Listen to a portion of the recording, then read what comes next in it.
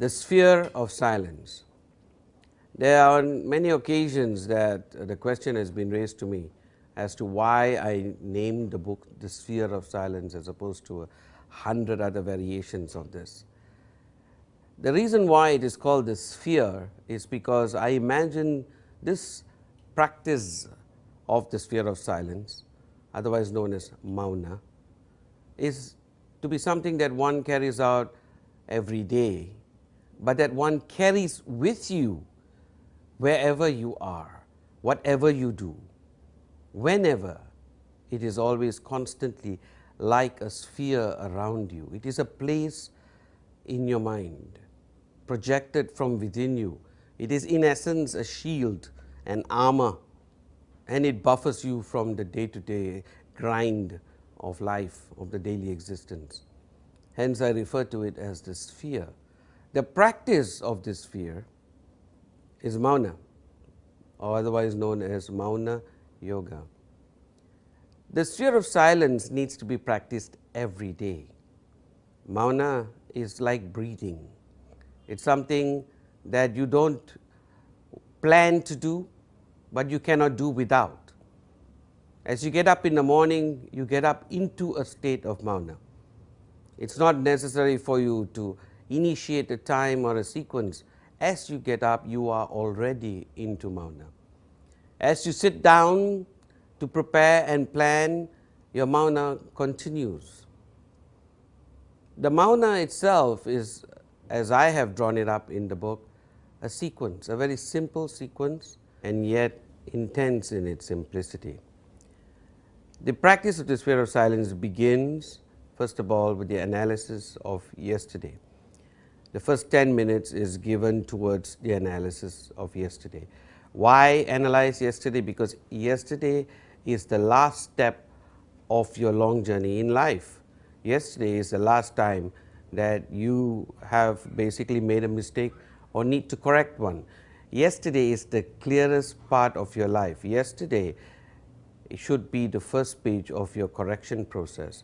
Hence, you begin by analyzing yesterday, breaking it down into the components of what you had intended to do, which being the first stage, what you actually did achieve, and why you missed out on those that you did not. Overall, you need to be looking at an analysis of how much you are able to achieve in a day and how much you're missing out, and therefore becoming more practical in realizing how you need to plan tomorrow, because yesterday's greatest purpose is tomorrow. Yesterday's greatest strength lies in what we can plan for tomorrow. So we squeeze out of yesterday everything, every mistake, every thought process, everything that resulted in yesterday being what it is, and how we can improve upon that template. But what it cannot be is an act of despondency. It cannot be a depressive, recessive activity of us looking back and saying, what the hell went wrong, and sinking into that doom and gloom. What is meant to be is a technical exercise. Why did I do this? How can I improve? Why should I improve? And that is the first 10 minutes. The next 10 minutes talks essentially about what you need to do today, because this is essential for the day that you are about to embark upon. Yesterday is gone, tomorrow is yet to happen, but today, this moment is in your hands. This moment is when you strike. This moment is when the iron is hot, and this moment is what you need to plan for. So today is where you sit down, squeezing out the essence of wisdom that you have gained from yesterday and the analysis, and you start planning today more practically, more reasonably, more intelligently. The last segment, the last 10 minutes of the first 30 minutes is dedicated not just for tomorrow, but for the future. Meaning it is the 24 hours beginning from midnight, as well as the next 12 months, the next 1 year if possible. And it should be a synonymous activity. You plan for the next 24 hours, and that should be in line with what you need to do tomorrow. But as you're doing that, you should be focusing on the more important aspects of your life. Up to now, you have looked at the critical aspects of your life. The critical aspects are the ones that you need to achieve every day. But the important aspects are the ones that are interwoven into the critical. The next 12 months of your life are important as opposed to critical. Anything that you're planning for the next 12 months is interwoven into the rest of your life. So these important things, the things that you need to achieve, the wisdom that you wish to gain, the targets that you need to achieve in these next 12 months are the ones that will be your legacy. And you need to spend this critical 10 minutes into planning your legacy, into what you wish to leave behind for the person that you have lived and the person that you are going to be remembered by.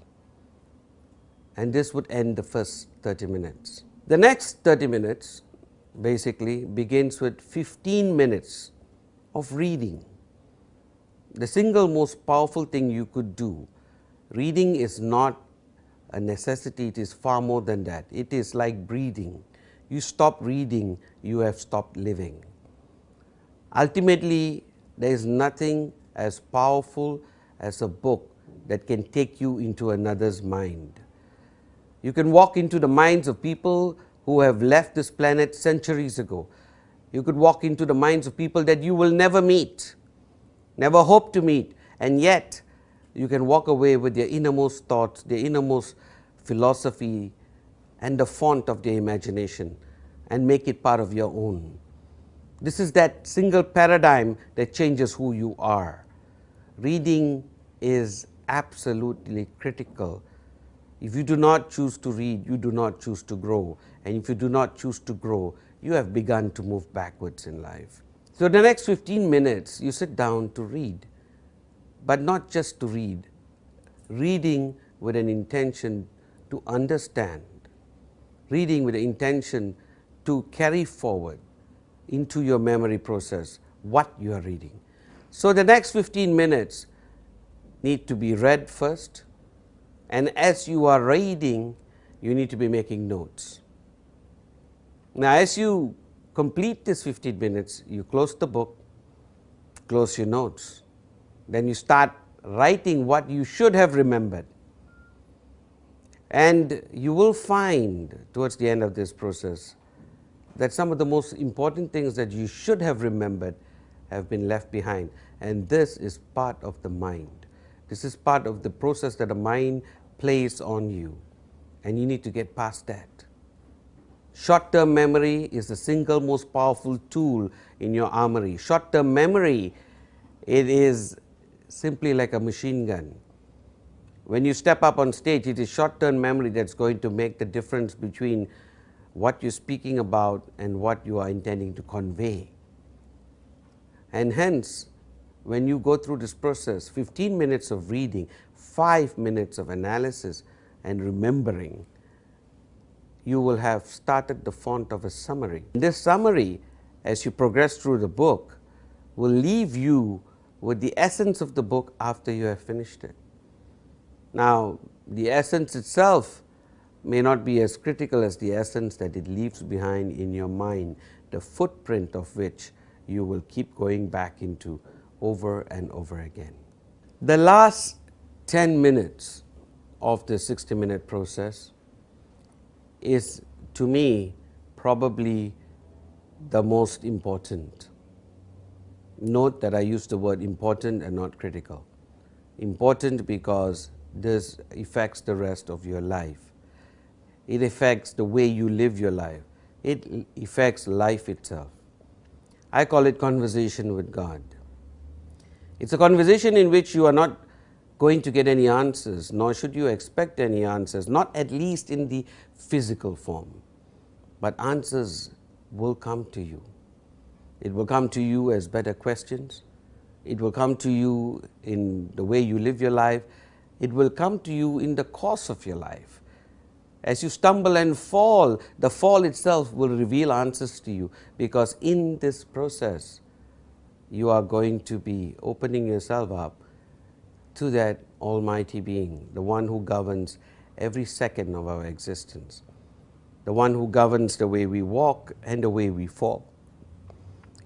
And in each and everything that He does, there is purpose. We might make mistakes, but there are no mistakes in the master plan. And because there are no flaws in the master plan, every single purpose, every single challenge, every single encounter, incident, pain, pleasure that we encounter in life has a message. So in the conversations with God, or the conversations with the Lord, you are probing, questioning, challenging, inviting Him into your being. Now, for those of you who choose not to believe in the Lord, let it be a conversation with oneself, because you need to be completely honest. Is that one moment in time that you need to be completely honest, honest enough to go behind your thought. You have to be the thinker behind the thought. You have to step behind your thought process and say, why am I thinking like this? Did I want to think like this? You have to question your thought itself. And this 10 minutes will eventually lead to something called meditation at some point in your life. But that is a whole different journey. This journey by itself ends with this last 10 minutes. This 60 minutes will allow you to take back the remaining 23 hours in a day. This 60 minutes will take back control. This 60 minutes will give you back control. This 60 minutes will redefine who you are. This 60 minutes will give your life back to you. Mauna is not about living life. It is about living life with purpose. And may your path ahead, may our paths ahead come together in finding purpose, in finding our purpose for being in this planet. May the Lord guide your every step.